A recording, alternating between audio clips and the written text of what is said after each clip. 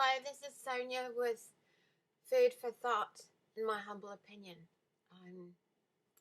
One of the things that I learned from reading The Art of War by Sun Tzu, the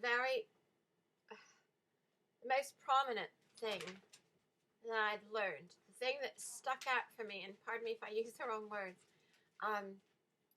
in grammar, not in what I am trying to say, because I know what I'm trying to say, is by reading The Art of War, Sun Tzu. It's a lengthy book. It's required reading, I believe, still. I'm not sure if it's still that, in politics.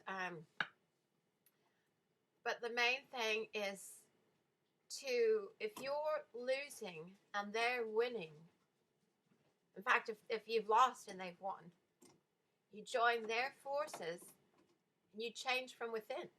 You give up, you give in, but you've never conceded. You change from within without their realizing. And this is one of the biggest problems with our lax citizenship here with it, which is dual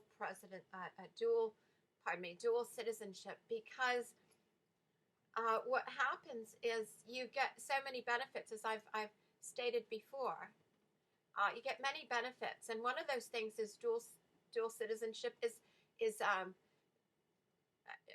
actually the citizenship of two countries, and basically you're able to, when you have citizenship of two countries, you're going to have one that you favor over the other, and one that is least favorite to you. That's a given. The other thing is that you're allowed to vote, and quite possibly in the one that's your least favorite. The other thing is, well, let me get back to the other. So this is a problem. The reason that when you're losing a battle, you join their forces and change within. You surrender, so to speak, but you change from within. Is the key word is infiltration. Infiltration. All right. You may be wondering, why does she make this video without her face? Because it's not about a face. It's about facts. All right. And these are facts. I put in my humble opinion, all right, thought for the day, because we're entitled still to our thoughts, if not our speech. We are entitled still to our humble opinion, if not our speech. And this is mine. This is my thought for the day, and this is my humble opinion. That what I see that's going on in our America today, and I say I've seen a lot of news out there and opinions by people that are not from the USA. They might be opposing much of the American value. In fact, I'll say I think they are, and so they have no right, in my opinion, to be able to speak on something that we have to live every day. So I want to remind you that if you are dealing with an entity that is so grandiose, it's obvious to me that they've studied the art of war. And it doesn't seem to me that it's just two parties opposing.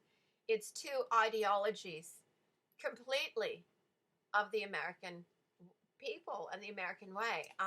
One is to preserve it. One is to tear it down. And as I've seen, they've infiltrated and they've started organization upon organization upon organization, but not just organization, non-profit organization, which again does not follow the same guidelines as a regular for-profit organization.